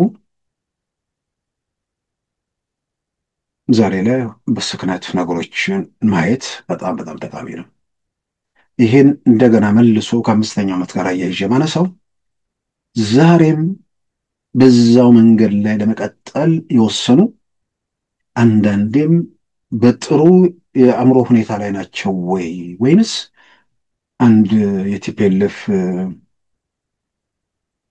እዛ ውስጥ ብዙ ሚና ባይኖራቸው ከነሱ ያው በተወሰነ ደረጃ የሚያውቋቸው የትግራይ ሰው ናቸውና በአንድ አጋጣሚ ሳናገራቸው ያ ሁሉ እልቂትና ውድመት ደርሶ ቁጭ ብለው ለስልጣን ሲጨቃጨቁ ስታይ እነዚህ ሰዎች ናቸው ወይ ብለህ ትጠይቃለህ ነበር ያሉኝ በሆነ ቃል ተጠቅሞ። አሁንም እነዚህ ሰዎች ናቸው ወይ? በሁለት ምክንያት፣ አንደኛ በዛ ሁሉ እልቂትና ውድመት ጸጸት ውስጣቸው ሳይገባ አሁንም በስልጣን ረሃብና ዘረፋ ያለ ጠያቂ ለመዝረፍ ባላቸው ጽኑ ፍላጎት የትግራይን ህዝብ መልሶ ወደ እሳት ለመማገድ ተፍ ተፍ እያሉ መገኘታቸው ሲታይ ጤነኞች ናቸው ወይ? ማሰብ ይችላሉ ወይ? ምኞታቸው ውስጥ ጨካኝነታቸው አለ። በዛ ጨካኝነት ውስጥ ግን ደግሞ ጨርሶ የማሰብ ችሎታቸው ወደ በድንነት መቀየሩን የሚያሳይ ነገር ካልሆነ በስተቀር የዛሬ 5 ዓመት ሰሜን ዕዝን እንዳለ መሳሪያ በእጅ አስገብተው የሀገሪቱን አስመራና አዲስ አበባም ጭምር መምታት የሚችለውን ሚሳኤል በመዳፍ አስገብተው አንድ ላይ በጋራ ቆመ። በሌላ በኩል ደግሞ ያለው ኃይል አብዛኛው መሳሪያውን ተወስዶ ብቻ ሳይሆን ገና በመነሳት ላይ ያለ የጸጥታ መከላከያ መዋቅሩ ራሱ ገና ከቲፒኤልኤፍ 100% ባልጸዳበት ኢትዮጵያን በወጉ ባልመሰለበት ሁኔታ ውስጥ ተተኩሶ ከተቀለበሰ በኋላ ዛሬ ላይ ሰው ሙሉ በሙሉ የማመዛዘን ችሎታውን አጥቶ ወደ ሕፃንነት ካልተመለሰ በዚህ ጊዜ ውስጥ ሊቃዥ ይችላል። አሁንም እንዲህ የሚንደፋደፉ ሰዎች አሉ። ግን የትግራይ ህዝብ መከራ፣ ስቃይ፣ ሰቆቃ ማብቃት አለበት ያሉት ደግሞ በሰላሙ መንገድ ላይ ሄደው ጥያቄያችን የሚሉትን ለማስመለስ የትኛውንም ህጋዊ መንገድ እንቀጥልበታለን ብለው ቀጥለዋል። በሆነ ወቅት ላይ ግጭት ውስጥ ልትሆን ትችላለህ። በሆነ ወቅት ላይ በገባ በተረዳኸው ለስልጣን የሚሆን መስሎ የሚሆን የሆነ ነገር ታደርጋለህ። ያን ምዕራፍ ዘግቶ ተመልሶ ተመሳሳይ ችግር ውስጥ ባለመግባት የመፍትሄው የሰላም አካል የሚሆኑ ሰዎችን አክብሮት ይገባቸዋል። ሁለን ለመናገር ምንም ጥያቄ ውስጥ ሊገባ ነገር አለ። የሰላም ስምምነቱ እኮ ሲፈርሙ በግሌ ያኔ ፕሪቶሪያ ላይ ማለት ነው ጥቅምት 4 2015 ያን ስምምነት ሲፈርሙ ይህ በአሸናፊነት ተሸናፊነት አይደለም ፖለቲካው መሆንም የነበረበት። በግሌም አደባባይ ወጥቼ የተናገርኩት የጀግንነት ውሳኔ ነው የወሰናችሁት ነው ያልኩት። ቲፒኤልኤፎችም ማለት ነው ሁልጊዜም ነገን ትላንት ላይ ከመቆዘም ነገን ማስተካከል ለሁሉም ይጠቅማል። ዛሬም የሰላሙን መንገድ የጀግንነቱን መንገድ የመረጡትን እነሱን ማድነቅ ነው። ተመልሰው ሀገርም የትግራይ ህዝብ መከራ ውስጥ እንዳይገባ እየጣሩ ስለሆነ ይህ ኃይል ከዛ በኋላ ምንድን ነበር የሆነው? ሸራተኑ ስብሰባ ላይ የኦሮሞ ድርጅቶች ካልተገኙ አንገኝም፣ ያ ሁኔታ ተፈጠረ። ኃይሌ ሲናገር ከዛ በኋላ መናደዱን ምን ማለቱን ይገልጻል። ከአንድ ነው ሁለት ቀን በኋላ አጫሉ ተገደለ ይላል። አርቲስት አጫሉ ሁንዴሳ። ያ እንግዲህ ከዚህ ጋር እያያዝ አላያያዝም ወደፊት በደንብ የሚጠናበት ሁኔታ ነው ብዬ አምናለሁ። ግን ከግድያው ጋር ተያይዞ የነበሩ ነገሮች ደግሞ በደንብ የምናስታውሳቸው ናቸው። በነ ጀዋር ሚዲያ በነ ኦኤምኤን የተሰበከው የላይቭ ስርጭት በሆነ ማህበረሰብ ላይ የተከፈተው ግልጽ የጦርነት አዋጅ፣ ከዛ በኋላ የተፈጸሙት ነገሮች በደንብ የሚታወሱ ናቸው። በግልጽ በአደባባይ የተቀረጸ ምን ላይቭ እየተላለፈ የሚኒልክን ሐውልት ከአዲስ አበባ እናነሳለን የሚለው ዘመቻ ያው ሁኔታዎች ሲወጠሩ በኋላም በወጡ መረጃዎች ማረጋጋት በሚል እነሱ ከቁጥጥር ውጭ ይወጣል። የዛን ጊዜ ጥቅምት 4 የተኮሱትን ጥቅምት 4 2013 የተኮሱትን ሐምሌ 22 በግድያው ማግስት ሰሜን ዕዝን መሳሪያ ነጥቀው እናረጋጋለን ብለው በሰራዊቱ ስም ወደ አዲስ አበባ ለመገስገስ የነበራቸውን ፍላጎት ወዲያው ነገሮች በቁጥጥር ስር ሲገቡ እንደመከነባቸው በወቅቱ የተገለጸ ነገር ነው። ታንክ እየነዱ ሰላም አስከብራለን ብለው ከመቀሌ አዲስ አበባ ሊመጡ ነበር እቅዱ። ይህን ሲታይ እዚህ ሂደት ውስጥ ምንድን ነው ሚናቸው የሚለው እንግዲህ ወደፊት ብዙ ነገሮች የሚመሩ ይመስለኛል። ያው ከዛ በኋላ ያው እነ ጀዋርም ሌሎችም ወደ ወህኒ ተጋዙ። ከዛ በፊት ግን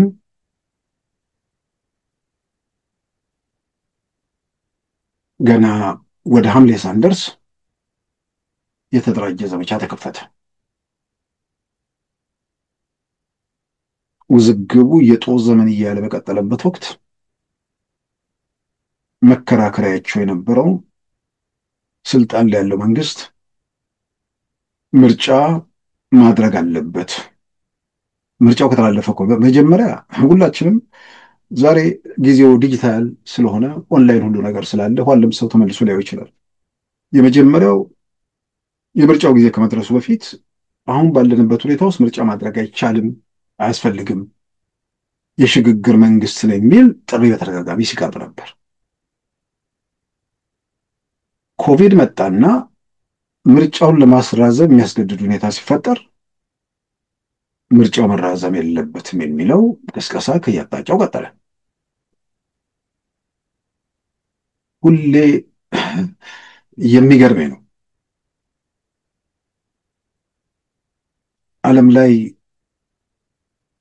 ቲያትር ሳይሆን እውነተኛ ምርጫ የሚያደርጉ 68 ሀገራት ዓለም አቀፉ ወረርሽኝ የሰዎችን ህይወት እየበላ ስለሆነ ሰዎች በመጠጋጋት ምን በማለት ትልቅ ዋጋ እየከፈሉ ስለሆነ ለምርጫ አደባባይ ወጥተው በዛ ደረጃ እልቂት እንዳይፈጠር የምርጫ ጊዜያቸውን ያራዘሙበት ጊዜ ነበር። እንኳን ኢትዮጵያ ማለት ነው። አንድ ወቅት ላይ አቶ ቡልቻ ደመቅሳ ነፍሳቸውን ይማርና እንዴት ኢትዮጵያ ያሉ ከኢኮኖሚ እድገቱ የሚነገራቸው ቁጥር ከቻይና እንኳን ኮንተን አላችሁት የሚል ነገር ሲናገሩ ያው ፓርላማ ውስጥ ይስቁ ነበር። እሳቸው ኢኮኖሚስት መሆናቸውን እንኳን ምን ያህሉ ሰው እንደሚያውቅ አላውቅም። አንዳንዴ ስራቸው መሳቅ ይመስል ነበር። ያው ኢትዮጵያ ኢኮኖሚ እንትን በጣም ያስቅ ነው። በጣም ከኪስ እየወጣ የሚሰጥ እንደነበር ምንም ያጠይቀ ኢትዮጵያ ከድህነት ወለል በታች ያለው ኢትዮጵያዊ 29% የሚል ሪፖርት ማይተን ስለነበር ብዬ ነው። እና የምርጫው ጊዜ ሲቃረብ የኮቪዱ ደግሞ ወረርሽኝ የተስፋፋበት ወቅት ስለነበር ኢትዮጵያ ውስጥ ምርጫውን ማራዘም ይቻላል ወይ የሚል ህገ መንግስታዊ ትርጉም የሚያስፈልገው ስለነበር ህገ መንግስት አጣሪ ጉባኤ ህገ መንግስቱን ያለቀቁ ሰዎች ኤክስፐርቶች ሁሉ ተጋብዘውበት የአደባባይ ውይይት ምናምን ተደርጎ ህገ መንግስታዊ ማሻሻያ ማድረግ የሚቻልበት እድል እንዳለ ተገለጸ። ከዛ በኋላ ህገ መንግስቱ ተሻሻለ ማለት ተተረጎመ። በትርጓሜ መሰረት ምርጫው ማራዘም የሚቻልበት እድል እንዳለ ታውቆ ለአንድ ዓመት 2012 መካሄድ የነበረበትን ለአንድ ዓመት ወደ 2013 ተሸጋገረ ማለት ነው። ይሄ ሲሆን እንግዲህ ሐምሌ ያጫሉ ግድያ አለ። ከዛ ነሐሴ በኋላ አጫጫውት እነ ጀዋር እነ ልደቱ መጀመሪያ መጥተው ከመስከረም 30 በኋላማ መንግስት የለም አሉ። ከመስከረም 30 በኋላማ መንግስት ይኖራል በኢትዮጵያ ህግ ባለሙያዎቹ ተከራክረው የሚቻልበት ሁኔታ እንዳለ በደንብ አብራርተው፣ ስለዚህ ህገ መንግስት ጉባኤው በተረጎመው መሰረት የህገ መንግስት አጣሪ ጉባኤው በተረጎመው መሰረት ምርጫውን ማራዘም የሚቻልበት እድል አለ። ህጋዊ ተቋም ያንን ብሏል። የመጀመሪያ እንግዲህ ያው አብሬዎቹ ልደቱና ጀዋር ፊት ለፊት መጥተው ከመስከረም 30 በኋላ መንግስት የለም ብለው በኦኤምኤን ላይ መግለጫ ሰጡ። ከዛ በኋላ ሰራዊቱ ከመስከረም 30 በኋላም አይታዘዝም የሚል አከሉበት። ያ ማለት ስልጣን ላይ ያለው መንግስት የጠቅላይ ሚኒስትር አብይ መንግስት የስልጣን ዘመኑ መስከረም የመጨረሻው ሰኞ ስለሚጠናቀቅ ማለት ነው፣ በእነሱ ግንዛቤ ማለት ነው። ግን አጣሪ ኮሚቴው በእንትን ባለው መሰረት ፓርላማው የራሱን የስልጣን ዘመን ማራዘም የሚችልበት እድል አለ ተብሎ ተራዝሟል አንድ ዓመት። እውነት ለመናገር በተለይ አሁን ወጣቶቹ ልጆቹ በኋላ ላይ መጥተው ሲሰሙ ይህን ጉድ እነዚሁ ሰዎች ከ5 ዓመት በኋላ መንግስት የለም ወይ ደግሞ ምናምን መንግስት ለመጣል ሲያወሩ ከመስከረም 30 በኋላ አይኖርም ያሉት መንግስትን ከመስከረም 35 ነው 6 መስከረም 30ዎች ካለፉ በኋላ በተመሳሳይ መንገድ ላይ ሲቋጥሩ ሲመለከቷቸው እንዴት እንደሚገልጿቸው አላውቅም። የብልጽግና ፓርቲ በኮሮና ቫይረስ ወረርሽኝ ምክንያት የምርጫውን ጊዜ ለማራዘም ህገ መንግስታዊ ማዕቀፍ አላቸው በሚል ያቀረባቸው 4 አማራጮች ህገ መንግስታዊ ናቸው ሲሉ ከኦሮሚያ ሚዲያ ኔትወርክ ጋር ቆይታ ያደረጉት ፖለቲከኛ ጃዋር መሐመድና ፖለቲከኛ ልደቱ አያሌው ተናገሩ። ይሄ ብልጽግና ፓርቲ ይሄን እድል ተጠቅሞ ይሄን ጉዳይ በጋራ የምንወስንበትን ሁኔታ ማያመቻች ከሆነ ከመስከረም 30 በኋላ ሁላችንም እኩል ነን። ምንም ክሌም ሊያደርግ አይችልም። እሱ ከኛ የተለየ ምንም እኩል ነን። በተጭበረበረ ምርጫም በህጋዊ ምርጫም ሁለታችንም አልተመረጥም። ግን ደግሞ በአገሪቱ የፖለቲካ ሂደት ውስጥ ደግሞ አክቲቭ ነን፣ ተሳትፎ አለን፣ ሚና አለን፣ የምንወክለው ህዝብ ከጀርባችን አለ። ስለዚህ በጋራ የመወሰን መብት አለን። ማንም ጋባዥ ማንም ተጋባዥ አይሆንም። ከመስከረም 30 በኋላ ከመስከረም 30 በኋላ አንድም ሰው እዚህ ሀገር ውስጥ አንድም ፓርቲ ከአንዱ በበለጠ ሀገር የማስተዳደር ለየተነሲ አለኝ ማለት አይችልም። ይሄ በጣም ትልቅ አደጋ እንደሆነ መረዳት አለባቸው። ጥርጣሬያቸው ከፖለቲካ ፓርቲዎቹ ብቻ ይመስለኛል። መከላከያ አይታዘዝልህም፣ ፖሊስ አይታዘዝልህም፣ ዜጋ አይታዘዝልህም። ባለቤቱ ቲፒኤልኤፍ ነው። እነሱ አብሬዎች ናቸው። ውትድርና ዋናው ተኳሹ ከመምጣቱ በፊት የሄደ መንገድ እያሰሰ የሚያልፈው ማለት ነው። አብሬው አለ የለም እያለ ምን ያስከትላል፣ ምን ውጤት አለው የሚለውን በእነሱ ሙቀቱን ለካ ቲፒኤልኤፍ።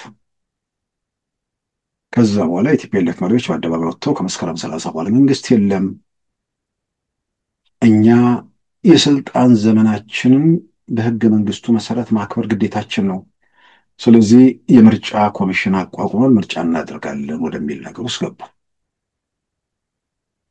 የኢትዮጵያ መንግስት ዝም ብሎ ደግሞ እያየ አይደለም፣ በየአጋጣሚው ማሳሰቢያ እየሰጠ ነው። በዚህን ወቅትም ጠቅላይ ሚኒስትር አብይ ወጥተው ህገ መንግስታዊ ማሻሻያው በምን መልኩ ህገ መንግስታዊ ትርጉሙን አጠቃላይ ሂደቱን እንትን ብለው እየቀረበ ያለው የሽግግር መንግስት ወደ ቀውስ የሚወስድ እንጂ ወደ ሰላም የማያመራ መሆኑን በማሳሰብ ለምርጫው ራሳቸውን እንዲያዘጋጁ፣ ከዛ ካለፈ ሌላ መንገድ ውስጥ የሚገቡ ሰዎች ካሉ ለሚከተለው ውጤት ደግሞ ራሳቸው ተጠያቂ እንደሚሆኑ ማሳሰቢያ እስከ መስጠት ሄዶ ነበር። በህገ መንግስታዊ ስርዓቱ ካልሆነ በስተቀር የጨረባ ምርጫ ለማድረግ መነሳት ሀገርንና ህዝብን ለከፋ አደጋ የሚዳርግ በመሆኑ መንግስት ሀገርንና የህዝብን ደህንነት ለመጠበቅ ሲል ወሳኝ እርምጃ ለመውሰድ ይገደዳል። ስልጣን የሚፈልጉ የፖለቲካ ኃይሎች የሐሳብ ክርክሮቻቸው ወጣቱንና እናቶችን በማይጎዳ መልኩ እንዲያደርጉት ይመከራሉ። ፖለቲከኞች ስልጣን እንዲይዙ ወጣቶች ማለቅ፣ እናቶች ማልቀስ፣ ቤቶች መፍረስ፣ ህዝቦች መፈናቀል የለባቸው። የኢትዮጵያውያን ጫንቃ ይህንን ከሚሸከምበት ደረጃ አልፏል። ሰዎቹ ደፋሮች ስለሆኑ ከመስከረም 30 በኋላ ወታደሮቹም አይታዘዙም ስላሉ በጋራ ነው የምናዘው ወደሚል ነገር ውስጥ የገቡ መሰለኝ። ከዛ የኢትዮጵያ የመከላከያ ሰራዊት ከፍተኛ ባለስልጣናት እነ ፊልድ ማርሻል ብርሃኑ ጁላም ወጥተው ምላሽ ሰጥተዋቸዋል። ይህ ሁሉ ከተደረገ በኋላ ምርጫ ቲፒኤልኤፍ አደረገ። ወጣቶቹ ታዳጊዎቹ ምናምን በኋላ ሂደቱን ለመመረመር ምናምን ሂደት ውስጥ ምንድነው ወደ ማጣራት ሲሄዱ ህወሓት ምርጫ ላለማራዘም የወሰነው ለዛ ሲል ነው ዋጋ የከፈለው እኮ በዲሞክራሲያዊ ምርጫ ላይ ባለው እምነት። የሚገርም ነው። እንደ ጦርነቱ ሳይገባ እንደ ቢራዘም አይሻልም? በዚህ ደረጃ እንዴት ቁርጠኛ ሆነ ለዲሞክራሲ ብሎ ጥናት ሊያደርግ የሚመጣ ልጅ ዲሞክራሲና ህወሓት የማይተዋወቁ መሆናቸውን ሲገለጥለት ኢትዮጵያ ውስጥ ምርጫ የሚባል ነገር ቲያትር ብቻ እንደነበር ሲረዳ ያ ሁሉ ግርግር ያሉ ያዙ ይልቀቁኝ ዓላማው ሌላ እንደነበር ለማንም በኋላ ለሚመጣውም ለነበረውም የሚያጠራጥር አይደለም። ስለዚህ ምርጫ እናደርጋለን አሉ። አንደኛ ኢትዮጵያ ውስጥ ምርጫ ማድረግ የሚችለው የኢትዮጵያ የብሔራዊ ምርጫ ቦርድ ብቻ ነው። በህጉ መሰረት ህገ መንግስቱን ጥሰው ምርጫ ኮሚሽን አቋቋሙ። ምርጫ አደረጉ። እቺ የፈረደባት ቢጫ ጓንት ማነች? ሰማያዊ ጓንት ነበረች። ምርጫም ሲያደርጉ ምናምን ሲያደርጉ ያቺ ሰማያዊ ጓንት እንደውም ለአንዳንዶች የሞት ጥሪ የሞት መልእክተኛ ትመስላለች። ያችን ጓንት የሆነ አምራባኖቹ ኦክቶበር 31 እዚህ አሜሪካ የሰይጣን ቀን እያሉ የሚያከብሩት ነገር አለና የሆነ ጭራቅ ይመስላሉ ልጆቹ ሰዎቹ ምናምን እያደረጉ ማለት ነው። ልክ የአይነት ጓንቱ ሲታይ የጭራቅነት ስሜት የሚያድርባቸው ሰዎች፣ ምክንያቱም ያ ጓንት በሚታይበት ሰዓት የመከራ ጥሪ ስለነበር ብዬ ነው። ምርጫ ተደረገ። የጨረቃ ምርጫ ብለው ጠቅላይ ሚኒስትር አብይ የተናገሩት ማለት ነው። የጨረቃ ቤት ማለት ነው። ጨለማን ተገን ተደርጎ የሚሰራ ቤት፣ ህግን ተጻሮ የተካሄደ ምርጫ ነው። አንደኛ ምርጫ ኮሚሽን የሚባል በሀገር አቀፍ ደረጃ ነው የሚኖረው። ያን ጥሰው አደረጉ። ከዛ በኋላ ተመራረጥን አሉ። የኢትዮጵያ መንግስት ምርጫውን አራዝሟል። የሚያውቀው የነበረውን የትግራይ ጊዜ አስተዳደር ነው። በነበረው የትግራይ ጊዜ አስተዳደር ዶክተር ደብረጽዮን ገብረ ሚካኤል የክልል ምክር ቤት አባል ስላልሆኑ ምክትል ፕሬዝዳንት ናቸው።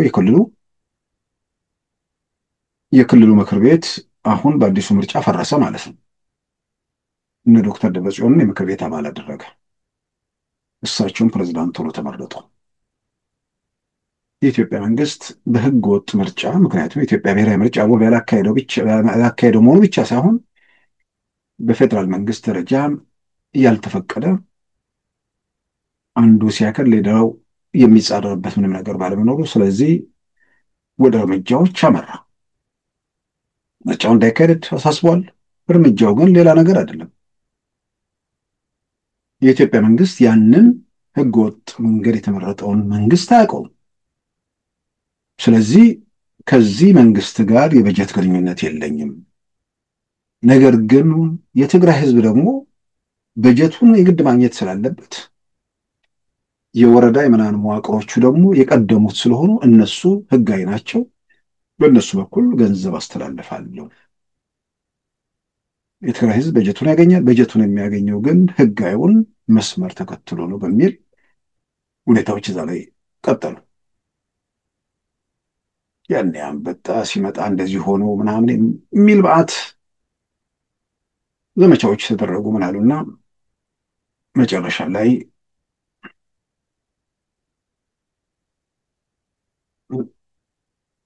ጥቅምት 24 2013 የኢትዮጵያ ሀገር መከላከያ ሰራዊት ሰሜን ዕዝ ላይ ጥቃት ሰነዘሩ።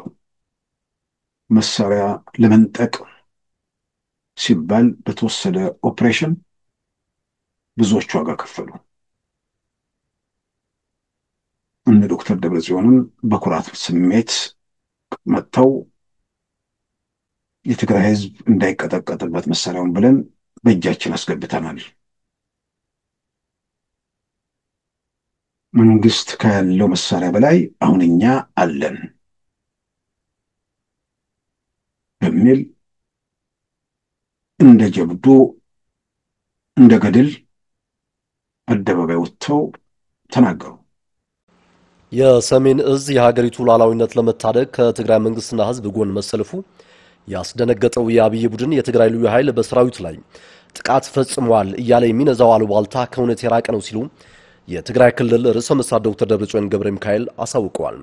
የሰሜን ዕዝና የትግራይ መንግስት በጋራ ባከናወኑ ተግባራት አምባገነኑ የአብይ ቡድን የትግራይን ህዝብ ለማንበርከክ ሊጠቀምበት ያሰበውን የጦር መሳሪያ በትግራይ ህዝብና መንግስት ቁጥጥር ስር መግባቱን ገልጸዋል። ሄለን ወልደ ዮሐንስ የትግራይ ህዝብ ደህንነት ለመጠበቅና ከጥቃት ለመከላከል የሚያስችል ሙሉ የጦር መሳሪያ በትግራይ ክልል መንግስትና ህዝብ ቁጥጥር ስር መሆኑን አስታውቋል። ርዕሰ መስተዳድሩ ዶክተር ደብረጽዮን እምነታችን ግን የህዝባችን ጽናትና መስመር ነው በማለትም ህዝባችን በራስ ጦር እንዲቀጠቀጥ አንፈቅድም ብለዋል።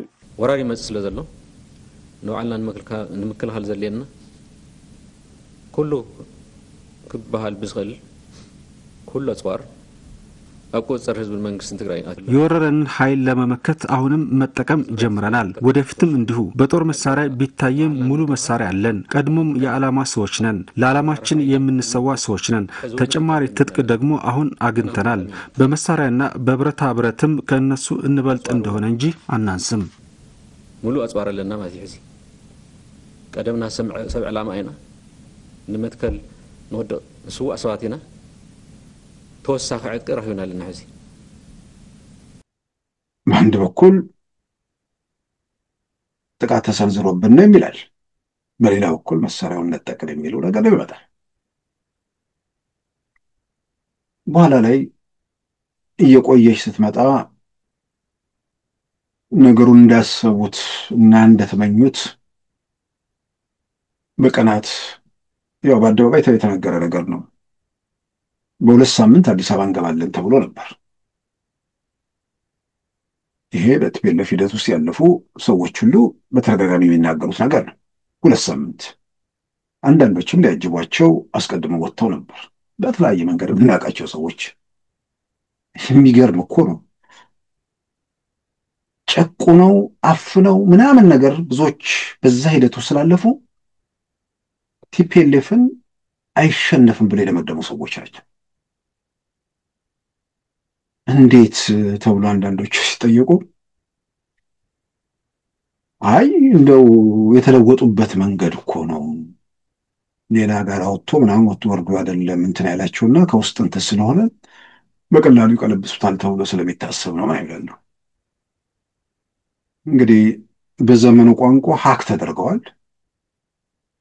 ሀክ የተደረገ በኋላ ቀር ስልት ያንን መገልበጥ እንደማይችል ደግሞ መገንዘብ ነበረበት።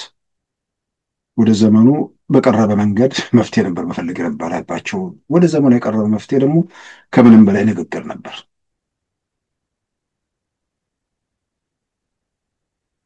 ትንሽ ሞከሩ። ወዲያውኑ የመጀመሪያው ምዕራፍ ተጠናቋል።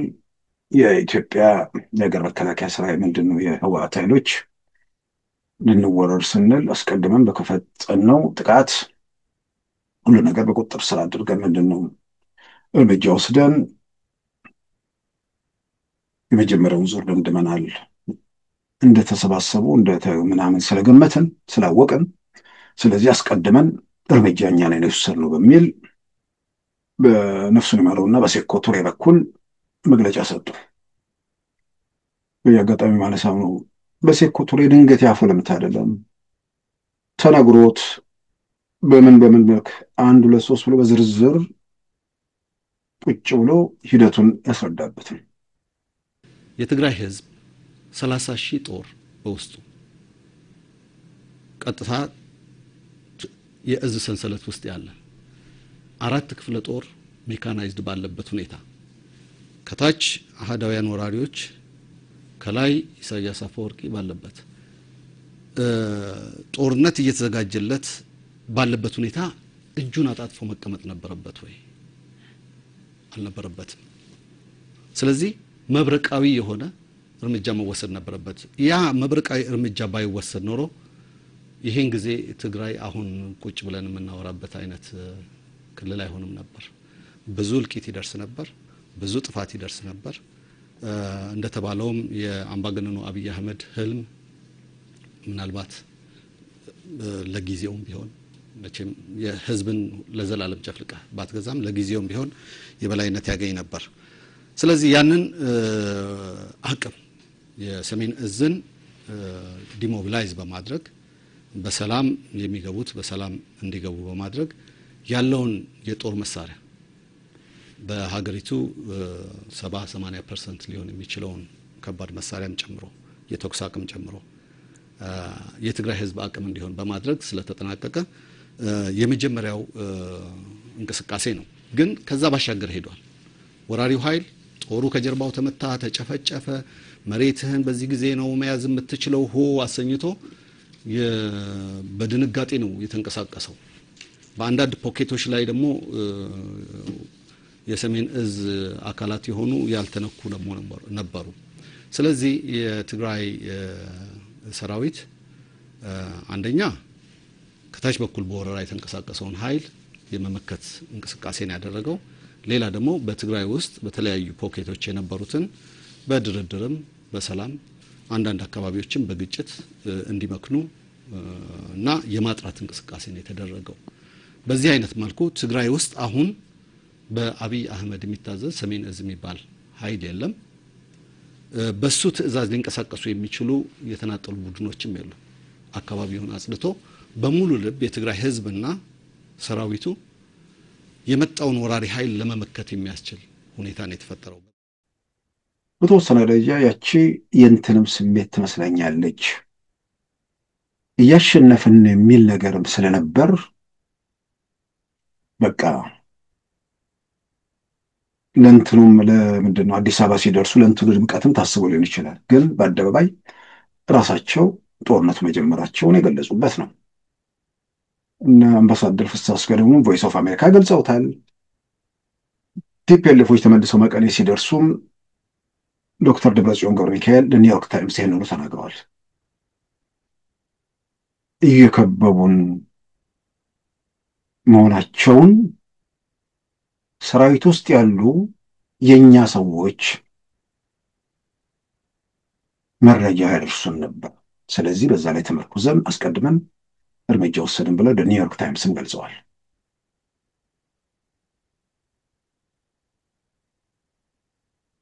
እንግዲህ ያ ጦርነት፣ ያ ውድመት፣ ያ እልቂት በምን መልኩ እንደመጣ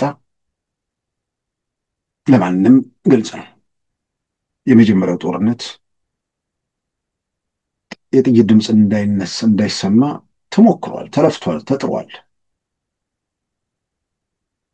በግሌ እንደማምነው ስልጣን ላይ ያለው መንግስት ወደ ጦርነት ሊገባ የሚችልበት ምንም ምድራዊ ምክንያት አልነበረም።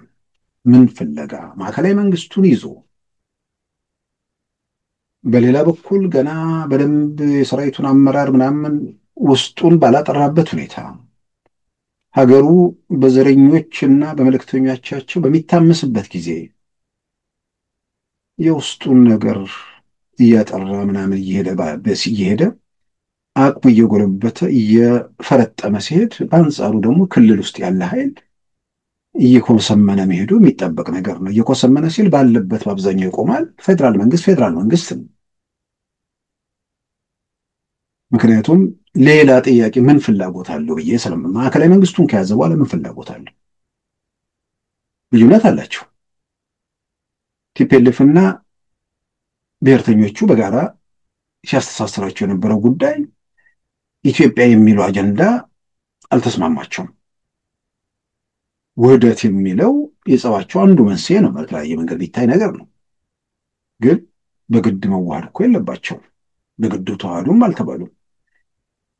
እንደውም ጥሩ የሚሆነው ቲፒኤልኤፍ ከማይስማማ ወይ ደግሞ ከማያምነው አስተሳሰብ ጋር ከሚሄድ ሌሎቹ ኢትዮጵያዊ ሆነው ሲደራጁ ቲፒኤልኤፍ እንደ ልማዱ መሰሎቹን ሰብስቦ ብሔር ብሔረሰቦች የሚል መብታቸው ሲከበር ምናየው መስከረም ምንድነው ህዳር 29 ሲጨፍሩ ብቻ የሚሆን የብሔሮች ብሔረሰቦች እኩልነት ማለት ነው። በግብይር የሌለ በዓመት አንድ ቀን ጭፈራ የምናይበት እኩልነቱ እሱ የነበረበትን ስርዓት የሚመኙና በዛ መልክ ከሱ ጋር መተባበር የሚችሉትን ሰብሰብ ብለው ጠንከር ብለው ፓርቲ መመስረት እንደውም ጥሩ ነበር። የኢትዮጵያ ሕዝብ ሀገሩ የሚድነው ትውልድም ሀገርም የሚቀጥለው በየሰፈሩ በየስርቻው ተቧድነህ ነው ወይስ በትልቅ ሀገራዊ ህልም በኢትዮጵያዊነት ነው የሚለውን መልስ ይሰጣል በምርጫ። ያንን ማድረግ ነበረባቸው። ግን የመረጡት ያን አይደለም። ወደ ጦርነት ሄዱ። ከዛ በኋላ የደረሰው እልቂት፣ ውድመት ግልጽ ነው። መጨረሻ ላይም ተመልሰው መቀሌ ከደረሱ በኋላ ጦርነቱ በውይይት እንዲፈታ መንግስት በይፋ ጥሪ ያቀርባል። 7 ቅድመ ሁኔታ አቀረቡ። ያ 7ቱ ቅድመ ሁኔታ ባጭሩ እናንተ ውጡና እኛ 4 ኪሎ እንግባ ከማለት የሚለይ አልነበረም። ከዛው እያሉ ምን እያሉ ደብረ ሲና ደረሱ።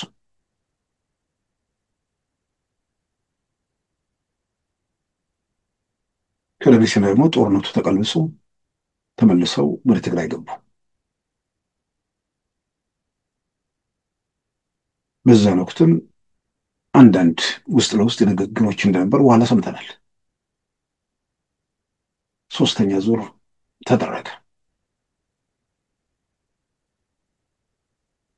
መጨረሻ ላይ በነሐሴ 2014 እጅግ አውዳሚውን ጦርነት በወልዲያ በኩል እንደገና ከፈቱ።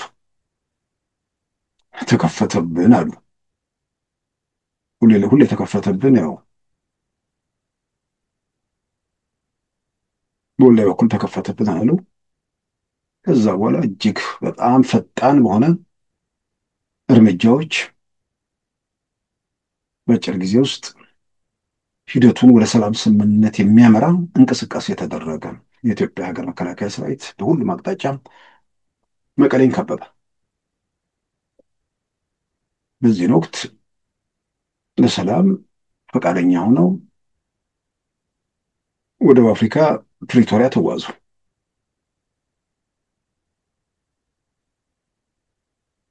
አሁን ያኔ የውዝግብ ምንጭ የነበሩ ነገሮች ሁሉ በየተላ መናር ጀመሩ። የመረጣችሁት መንግስት ህገወጥ ነው፣ አሁን ህገወጥ መንግስት ነው ብለው ፈረሙ። የታጠቃችሁት በአንድ ሀገር ውስጥ ያለው የሀገር መከላከያ ሰራዊት አንድ ብቻ ነው፣ እናንተ የታጠቃችሁት ህገወጥ ነው ተባሉ። አሁን ህገወጥ ነው፣ በአንድ ወር ጊዜ ውስጥ እንፈታለን ብለው ፈረሙ። በአንድ ሀገር ውስጥ የውጭ ጉዳይ ፖሊሲ የሀገሪቱ የፌዴራል መንግስት ጉዳይ ነው፣ እናንተ ከውጭ ጋር ከማንም ጋር አትገናኙም፣ አዎ አንገናኝም ብለው ፈረሙ። ኢትዮጵያ ውስጥ ከሚንቀሳቀሱ ከየትኞቹም ታጣቂ ኃይሎች ጋር ግንኙነት ማድረግ መደገፍ ወንጀል ነው፣ ይህን አናደርግም ብለው ፈረሙ። መሳሪያ እስክትፈቱ ወይ ደግሞ ቀጣይ ሂደት ውስጥ ከዚህ በኋላ ሰራዊት መመልመል፣ ሰራዊት ማሰልጠን፣ ሰራዊት ማሰማራት አይቻልም፣ አዎ አይቻልም ብለው ፈረሙ። ይሄ አንድ በአንድ ፕሪቶሪያ ስምምነት ላይ ያለ ነገር ነው። ዛሬ ተመልሰን ወዴት ሁኔታ ውስጥ እየሄድን ስለሆነ የፕሪቶሪያ ስምምነት ላይ እነዚህ የተቀመጡ ነገሮች ለቲፒኤልኤፍ ተብሎ ለፌዴራል መንግስት ተብሎ የተቀመጡም አሉ። መሰረታዊ አገልግሎቶችን ወዲያውኑ መልሳለሁ፣ ህወሓትን ከአሸባሪነት ሊስት ውስጥ እንዲወጣ ሁኔታዎችን አመቻቻለሁ፣ የፖለቲካ ውይይቶች ምናምን የሚጀመሩበት ሁኔታ ላይ እሱ ላይ እሰራለሁ። እንዲህ ነው ፌዴራል መንግስቱ ያልከወነው። ቲፒኤልኤፎች ደግሞ የፈጸሙት የትኛው ነው የሚል ነው። የትግራይ ጊዜ አስተዳደር ወይ ደግሞ የትግራይ ምክር ቤት የሚባለው ፈርሷል፣ ጊዜ አስተዳደር ተቋቁሟል። ያን ጊዜ አስተዳደር ፈራሚዎቹ አካላት በጋራ ያቋቁማሉ የተባለው አንዱ ፌዴራል መንግስት ነው፣ ሌላኛው ቲፒኤልኤፍ ነው። ፌዴራል መንግስቱ ራሳችሁ ችላችሁ ሌሎችን ማሳትፋችሁ አቋቁሙ ተባለ። ከዛ በኋላ አብዛኛውን ቲፒኤልኤፍ ተቆጣጠረ። 50+1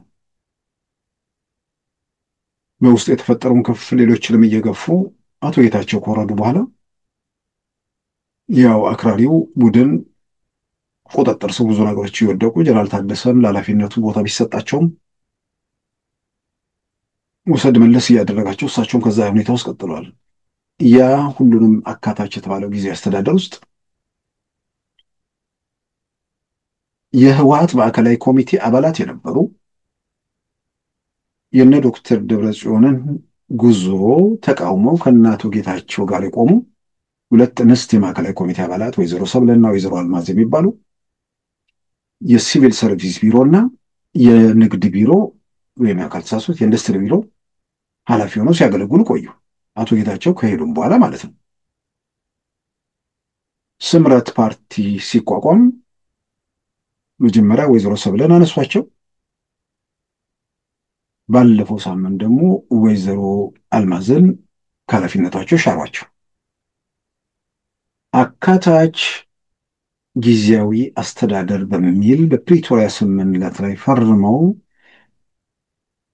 ፌዴራል መንግስት ባለድርሻ የሆነበትን ጭምር ያሉትን ጠቅላላ አስወግደው ህወሓት ሳይሆን አክራሪው ህወሓት የፕሪቶሪያውን ስምምነት ጥሶ ወታደር እያሰለጠነ ያለው ህወሓት የፕሪቶሪያውን ስምምነት ጥሶ ከኤርትራ መንግስት ጋር እየሰራ ያለው ህወሓት ሁሉንም ነገር ህግ የሚባል ነገር ተላልፎ በአደባባይ ከኤርትራ ጋር አግዙን የሚል ጥሪ እያቀረበ ያለው የዶክተር ደብረጽዮንና ኩባንያው ህወሓት አጠቃላይ ኢትዮጵያ ውስጥ ወደ ግጭቱ እንዴት እንደተገባ ከግጭቱ እንዴት እንደታለፈ የሰላሙ መንገድ የጠመንጆችን ላንቃ ይዘጋ የሰውን የሰላም እፎይታ የሰጠው ቢሆንም መልሰው የፕሪቶሪያውን ስምምነት በየቀኑ እየዳጡ እየደፈጠጡ ተመልሰው ለመተኮስ እየተንደረደሩ ያሉ ሰዎች ጤነኞች ከሆኑ እንዳልኩት ነው ማሰብ ችሎታቸውን በዜሮ ተባስቷል ማለት ነው። ወይ ደግሞ የጤናም ጉዳይ ከሆነ ያው ለከርሞ የሚያብድ ዘንድሮ ልብሱን ከፍ ከፍ ያደርጋል እንደሚባለው ከፍ ከፍ ከማድረግ አልፈው ርቃናቸውን ወደ መቆም እያመሩ ስለሆነ ምናልባትም ከዚህ ቀደም እንደነበረው ቢተኩሱ ትግራይ ውስጥ ህብረተሰቡ ላይ በዛ መጠን ጉዳት ሳይደርስ መፍትሄዎች የሚገኙበት ሁኔታ ይኖራል ብዬ አምናለሁ። ዘመን ተለውጧል፣ ብዙ ነገሮች ተሻሽለዋል። ኮላተራል ዳሜጁን የሚቀንስ ችግር ፈጣሪዎቹን ለነሱ በተወሰነ ደረጃ ምላሽ የሚሰጡ እርምጃዎች እንደሚኖሩ ተስፋ እናደርጋለን። ከዚህ አዙሪት ውስጥ 27 ዓመት መከራ፣ ፍዳ፣ ስቃይ፣ ሰቆቃ በኢትዮጵያ ነገሰ ቡድን ያንን ጉልበቱን ደግሞ 5 ዓመት ሙሉ ትግራይ ውስጥ ያሳረፈ አሁንም መልሶ ለመከራ ለስቃይ እየተጋበዘ ያለውን ቡድን መጨረሻው ሰዓትም እረፍ የሚሉት የሚያሳስቡትና የሚመክሩት ካሉ ጥሩ ነው።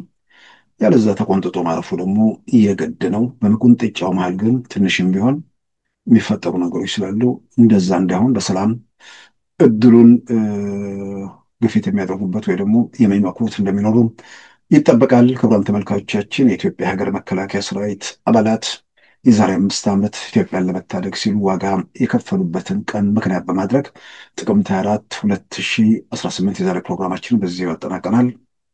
ጤና ይስጥልን።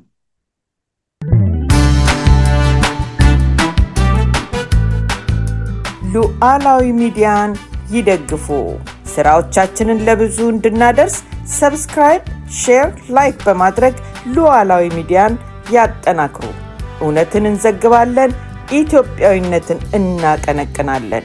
መድረኩ ግን ለሁሉም አመለካከት ክፍት መሆኑን እናረጋግጣለን። ሉዓላዊ ሚዲያ